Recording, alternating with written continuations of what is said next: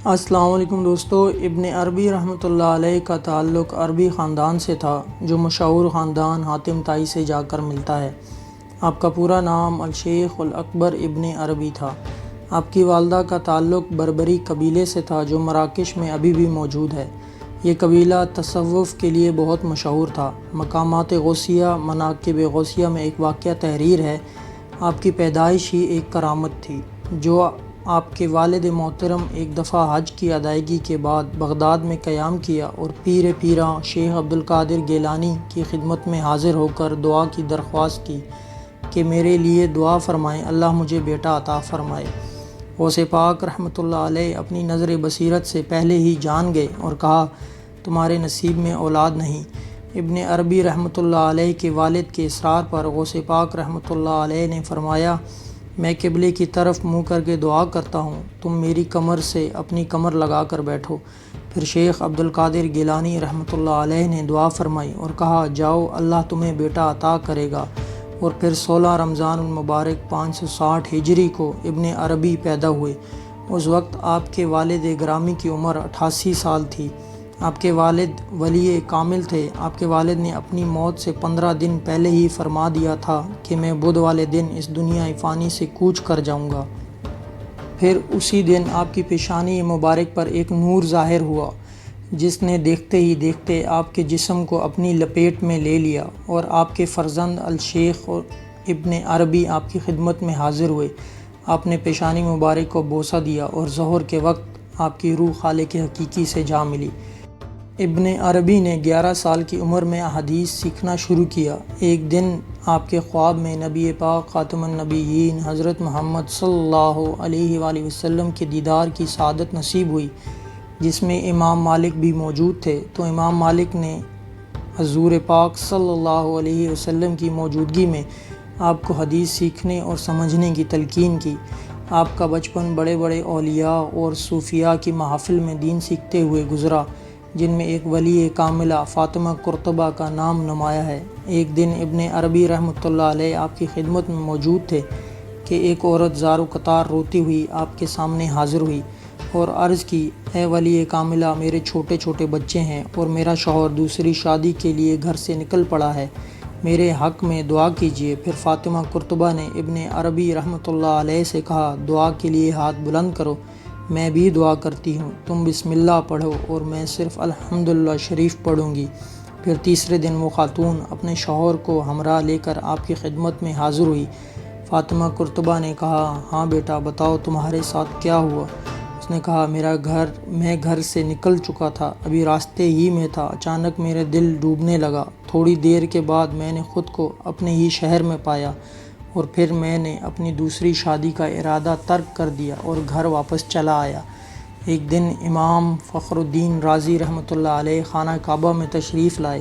سب آپ کے احترام میں کھڑے ہوئے، سلام پیش کیا۔ ان دنوں ابن عربی رحمۃ اللہ علیہ کا معمول تھا کہ آپ خانہ کعبہ کا طواف کرتے، پھر بیٹھ کر فتوحات مکیہ لکھتے اور آپ پر استغراق کی کیفیت طاری ہو جاتی اور آپ حال سے بے خبر ہو جاتے۔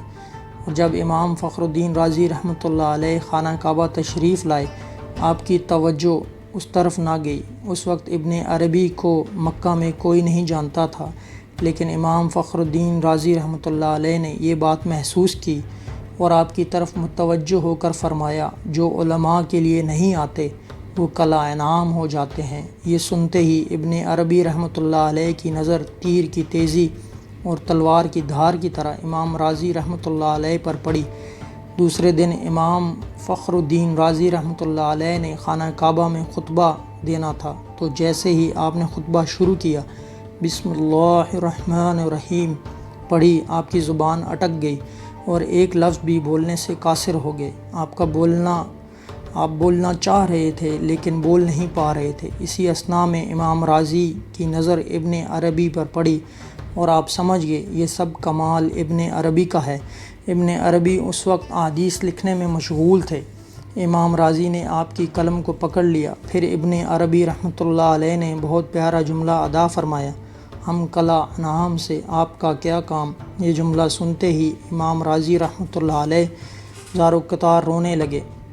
اس وقت ابن عربی رحمۃ اللہ علیہ جس قلم سے احادیث لکھ رہے تھے اس قلم سے ایک نقطہ آپ نے آپ کی زبان مبارک پر لگایا اور ساتھ ہی ابن عربی نے یہ کلمات پڑھے وَعِلْمٌ مِّن لَّدُنَّا عِلْمًا۔ پھر تیسرے دن آپ کی زبان جاری ہو گئی اور جو خطبہ فرمایا ہر زبان سبحان اللہ کہنے لگی۔ اس وقت امام راضی رحمۃ اللہ علیہ نے فرمایا یہ اندلسی بڑے اولیاء میں سے ایک ولی ہے۔ آپ ایک دفعہ سیریا کے سفر پر تھے، ایک فقراء کی ٹولی آ گئی اور عرض کیا حاکم کی بیٹی بہت سخت بیمار ہے اور موت القریب ہے، آپ چل کر ان کے لیے دعا فرمائیں۔ حاکم کو پتہ چلا تو وہ داماد کو ساتھ لے کر آپ کے استقبال کے لیے دروازے پر پہنچ گیا۔ آپ رحمۃ اللہ علیہ کو اندر لے جایا گیا۔ آپ لڑکی کے سرانے کھڑے ہو کر پڑھتے رہے اور دعا کرتے رہے۔ لڑکی موت القریب تھی، اس نے ایک دم آنکھ کھولی۔ آپ نے فرمایا ہماری دعا سن لی گئی، اس بچی سے ہزاروں فقراء کو فائدہ ہوگا، اس لیے دیت دے دی گئی۔ آپ گھر واپس تشریف لائے اور سارا ماجرا اپنی بیٹی سے بیان کیا۔ آپ کی بیٹی نے کہا جو حکم ہو آپ کا بابا، اور کچھ عرصے کے بعد آپ کی بیٹی کا انتقال فرما گئیں۔ ابن عربی کی سخاوت کا اندازہ اس بات سے بھی لگایا جا سکتا ہے۔ ایک دفعہ آپ رحمۃ اللہ علیہ اپنے گھر میں تشریف فرما تھے، ایک سائل آیا اور کہنے لگا میری 2 بیٹیاں ہیں، ان کی شادی کے لیے میرے پاس کچھ نہیں، میری مدد فرمائیے۔ شیخ الاکبر ابن عربی رحمۃ اللہ علیہ نے خزانچی سے پوچھا کیا کچھ دینے کے لیے ہے؟ اس نے جواب دیا نہیں حضرت، جو تھا سب تقسیم ہو گیا۔ آپ دروازے پر کھڑے تھے۔ ابن عربی رحمۃ اللہ علیہ نے اپنے گھر والوں کو آواز لگائی اپنا سامان باندھ لو، یہ گھر آج سے ہمارا نہیں رہا، اور سائل کو کہا یہ گھر آج سے تمہارا ہو چکا، جیسے چاہو اسے استعمال کرو۔ اور آپ خود اپنے اہل خانہ کو لے کر سرائے تشریف لے گئے اور وہاں جا کر رہنے لگے۔ آپ رحمۃ اللہ علیہ نے اپنی وفات سے پہلے ہی پیشن گوئی فرما دی تھی کہ میری قبر میرے دشمن چھپا دیں گے اور ہماری قبر پھر ظاہر ہو جائے گی جب سین شین میں داخل ہوگا۔ پھر ایسا ہی ہوا۔ آپ کی وفات کے بعد آپ کے مخالفین نے آہستہ آہستہ آپ کی قبر کا نام و نشان مٹا دیا۔ پھر 9ویں صدی ہجری میں جب سین سلطان سلیم شین شام میں داخل ہوا، اس نے دمشق کو فتح کیا، اور جب سلطان سلیم وہاں اپنی فتح کی یادگار بنانے لگا، جگہ کی کھدائی شروع ہوئی تو نیچے سے آپ کی قبر ظاہر ہوئی جس کے لوح مزار پر آپ کا پورا نام کندہ کیا ہوا تھا۔ اس طرح آپ کی وفات کے 200 سال بعد یہ پیشن گوئی سچ ثابت ہوئی۔ شیخ الاکبر ابن عربی اندلسی کی وفات 638 ہجری 28 ربیع الثانی کو ہوئی اور اس دنیا فانی سے کوچ فرما گئے۔